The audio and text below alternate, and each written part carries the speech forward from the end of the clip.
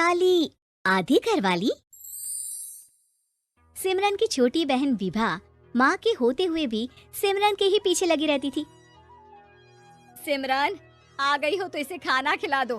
बोल रही है तुम जब तक नहीं खाओगी ये भी नहीं खाएगी। क्या है विभा, तुम खा लिया करो ना, मुझे ऑफिस से आने में देर हो जाती है। और कोई छोटी बच्ची तो हो नहीं तुम जो खाना भी नहीं खाती हो कि दीदी आएगी तो ही खाऊंगी। हाँ हाँ, छोटी बच्ची ही समझ लो। और एक बात, जब आपको पता है कि मैं आपके बिना नहीं खाती हूँ तो रोज रोज क्यों बोलती हो?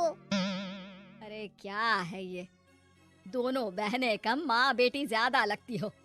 अरे दीदी की शादी हो जाएगी तब क्या करेगी बोल? जब होगी तब की तब देखेंगे। मैं तो दीदी के साथ ही रहूंगी हमेशा। दोनों की शादी ऐसे घर में कर देंगे जहाँ दो भाई हो।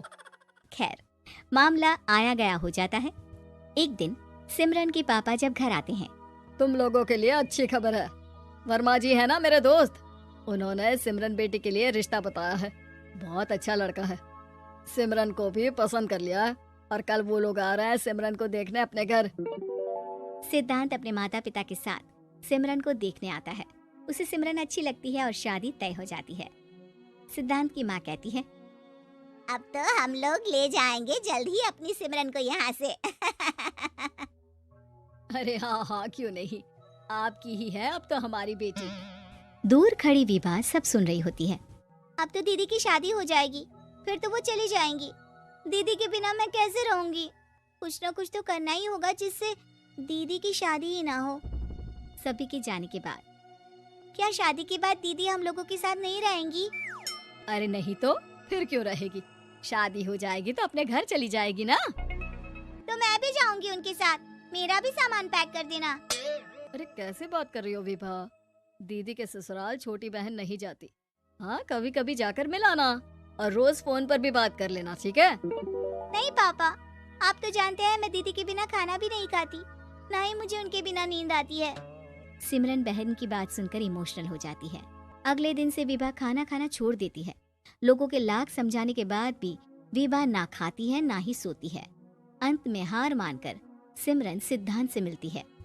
सिद्धांत, मेरे मम्मी पापा ने बचपन से ही विभा और मुझे साथ रखा। वो मुझसे बहुत जुड़ी है। मुझे उसकी टेंशन रहेगी शादी के बाद, क्योंकि वो मेरे बिना नहीं रह सकती है। अरे ये तो छोटी सी बात है, वो हम लोगों के साथ हमारे घर में रह सकती है।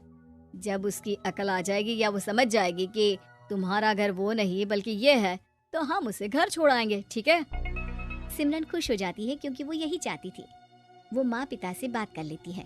अरे कैसी बात कर रही हो सिमरन, भला बेटी के ससुराल में हम छोटी बहन को कैसे भेज दे, जमाना क्या कहेगा? अरे तो पागल हो गया है, मना कर दे। इस शादी में इन लोगों का तो ये चलता ही रहेगा, कभी बहन यहाँ आ रही है कभी वो बहन के पास जा रही है। अरे शादी हो रही है, कोई मजाक थोड़ी ना हो रहा है ना बाबा ना।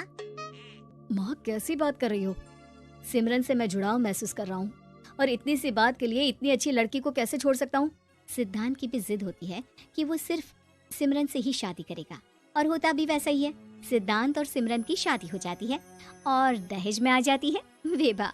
शादी के बाद बुआ सास कहती है, अरे माँ ना, साली आधी घर वाली होती है, लेकिन ये क्या, तुम तो उसे घर ही ले आए। तभी चाची कहती है, सिद्धांत को तो हम लोगों ने सीधा समझा था, लेकिन सबसे तेज तो यही निकला। अरे देखो कैसे दहेज तो नहीं लिया, लेकिन साली पर कब्जा कर लिया। सिद्धांत ने इस और तो सोचा ही नहीं था, लोग उन लोगों के बारे में ऐसी भी बात करेंगे। वो वहाँ से चला जाता है और चुपचाप अपने कमरे में लेट जाता है। क्या हुआ सिद्धांत, तुम अचानक से परेशान हो गए, कोई बात है क्या? अरे नहीं नहीं, वो थक गया था ना, शादी की सारी तैयारी और रस्मों के बीच, सोच रहा हूँ थोड़ा आराम कर लूँ। हाँ ठीक है, आप लेट जाइए, मैं विभा का बेड लगा देती हूँ जमीन पर। क्या वो यहाँ सोएगी? हाँ, बताया तो था कि उसे नींद नहीं आती मेरे बिना, तो तुम आराम से लेटो ऊपर, हम लोग नीचे बिछा लेते हैं। अरे नहीं नहीं, तुम दोनों आराम से लेटो ऊपर, मैं माँ पापा के रूम में जा रहा हूँ। सिद्धांत वहाँ से दूसरे कमरे में चला जाता है जहाँ सिद्धांत के पिता उसे कहते हैं, क्या बात है बेटा, तू उस कमरे में क्यों नहीं सो रहा? बहू से लड़ाई हो गई है क्या शादी के पहले दिन ही? अब नहीं पापा, वो दोनों बहनों को बात करनी थी और मुझे नींद आ रही है, तो मैं यहाँ सोने चला आया। अगले दिन सिद्धांत तैयार होकर ऑफिस जाता है। ऑफिस में लंच के वक्त दोस्त कहता है, क्या बात है सिद्धांत, इतना सारा खाना एक ही दिन में? हाँ यार, वो सिमरन को खाना बनाने का शौक है तो उसी ने बनाया है।